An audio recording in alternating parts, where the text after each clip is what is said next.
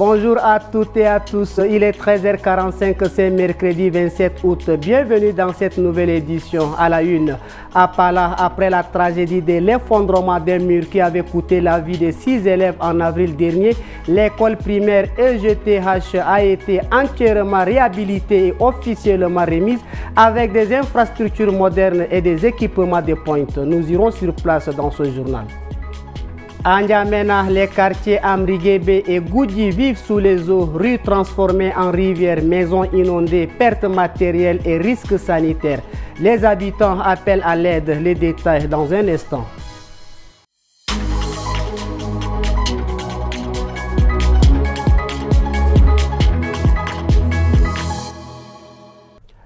À Pala, l'école primaire EGTH, dont l'effondrement d'un mur qui avait causé la mort de 6 élèves en avril dernier, a été entièrement réhabilitée et remise ce 26 août.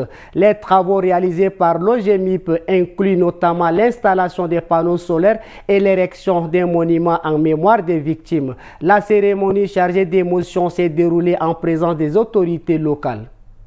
À Pala, chef-lieu du Moyen Kébu-Ouest, le souvenir reste douloureux. Le 3 avril dernier, le mur d'une salle de classe de CE2 s'était effondré en plein cours. Bilan, 6 élèves morts, plusieurs blessés dont l'enseignant.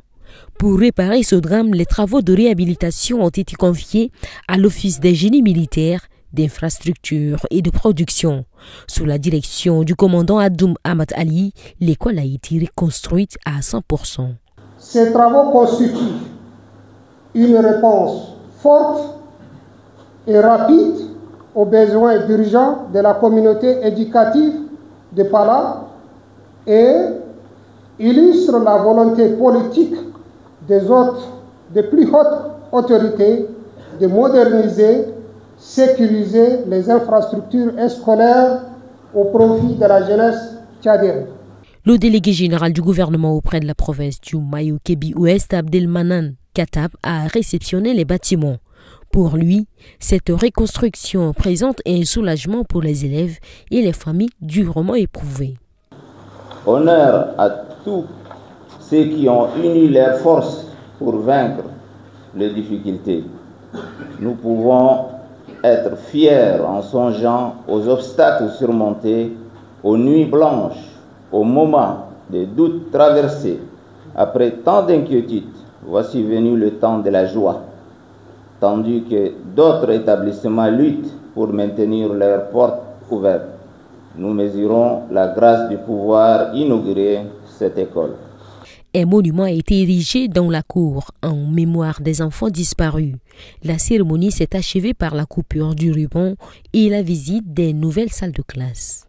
Hier matin à N'Djamena, le ministère de l'Environnement, de la Pêche et du Développement durable en partenariat avec l'Union africaine a lancé un atelier pour harmoniser les stratégies de pêche, d'aquaculture et les plans d'investissement agricole avec la politique nationale de réforme. L'objectif, protéger l'environnement et renforcer la sécurité alimentaire.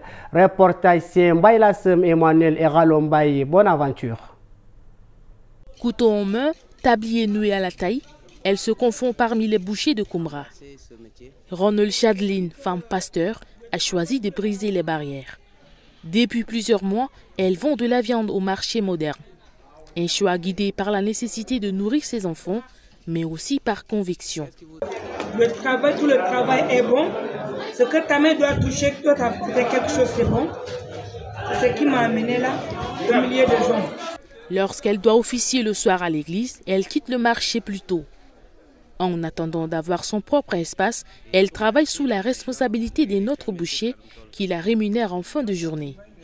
Un revenu qui lui permet de subvenir aux besoins de sa famille et de défendre, à sa manière, l'autonomisation des femmes. Depuis quelques jours, les habitants des quartiers Amriguébé et Goudji vivent les pieds dans l'eau. Face à cette situation, une équipe de Tchadinfo est allée à leur rencontre pour recueillir leurs témoignages. Reportage signé Abdelaziz Mohamed Abakar et Ralombaye. Bonne aventure. Elle hésite. Rebourser chemin ou patauger dans l'eau comme tout le monde.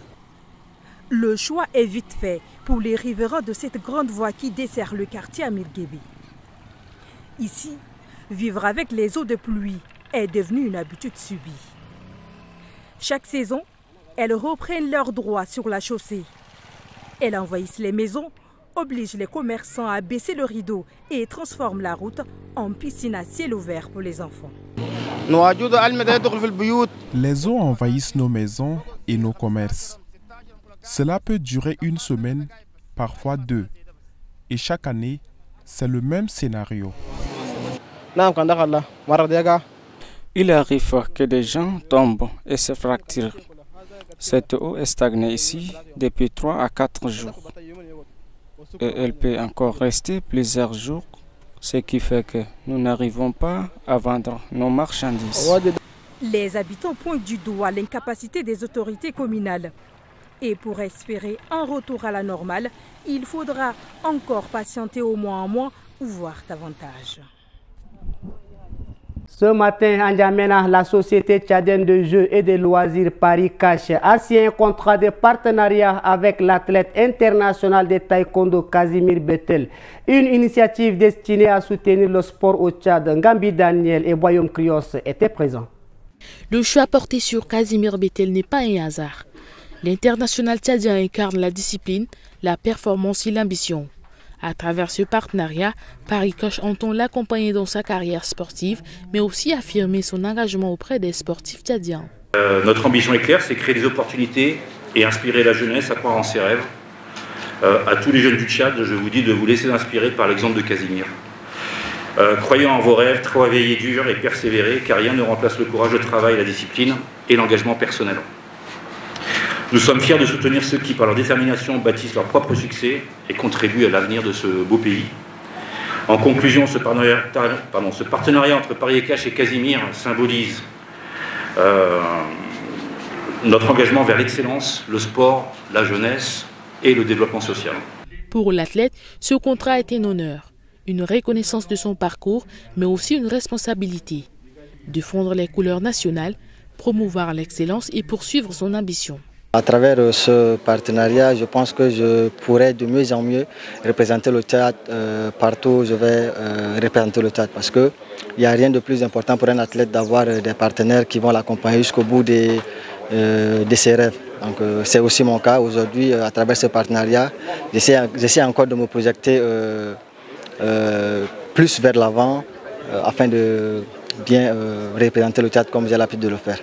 Paris Cash affirme vouloir aller plus loin, soutenir la jeunesse tchadienne, pas seulement dans le sport, mais dans tous les domaines où l'effort et le mérite sont mis en avant. Et pour terminer, troisième formation à retenir hors du Tchad dans la sélection de Habiba en Guinée. En République démocratique du Congo, des affrontements ont encore eu lieu ce mardi 26 août à Ivura, dans le sud Kivu. Ils ont opposé pour la deuxième journée de suite l'armée congolaise à des membres des Wazalendo, leurs alliés dans la guerre en cours. Le bilan, selon l'armée, est d'un mort côté forces armées congolaises et 5 du côté des Wazalendo, ainsi que des blessés. Tout a commencé le matin du 25 août, lorsque de Wazalendo ont bloqué un convoi de passagers en provenance du Burundi voisin. Alors que ce week-end déjà, des violents combats ont eu lieu dans les hauts plateaux qui entourent Ivura. C'est à Kivimvira, tout près de la frontière entre la RDC et le Burundi, qu'ont eu lieu les premiers échanges de tirs ce 26 août. Selon l'armée congolaise, des éléments dits incontrôlés de Wazalendo ont attaqué une unité des forces armées congolaises, la brigade Panther, chargée de sécuriser cette frontière. À Paris, le président français Emmanuel Macron reçoit mercredi 27 août au palais de l'Élysée son homologue sénégalais Bassirou Diomaye Faye. Une visite officielle qui doit donner le ton d'un nouveau chapitre dans la relation entre la France et le Sénégal. La rencontre débutera mercredi 27 août à 8h30 par l'accueil du président sénégalais à l'Élysée par Emmanuel Macron. Elle intervient dans un contexte particulier, celui d'un rééquilibrage des relations entre la France et l'Afrique, marqué au Sénégal par la fermeture des dernières bases militaires françaises il y a 2 mois. Selon l'entourage de Bassirou Diomaye Faye, aucune question ne sera taboue. Au menu des discussions, le dossier mémorial de Thiaroye. À Dakar, on réclame depuis longtemps que la France livre l'intégralité de ses archives militaires et judiciaires sur le massacre de décembre 1944.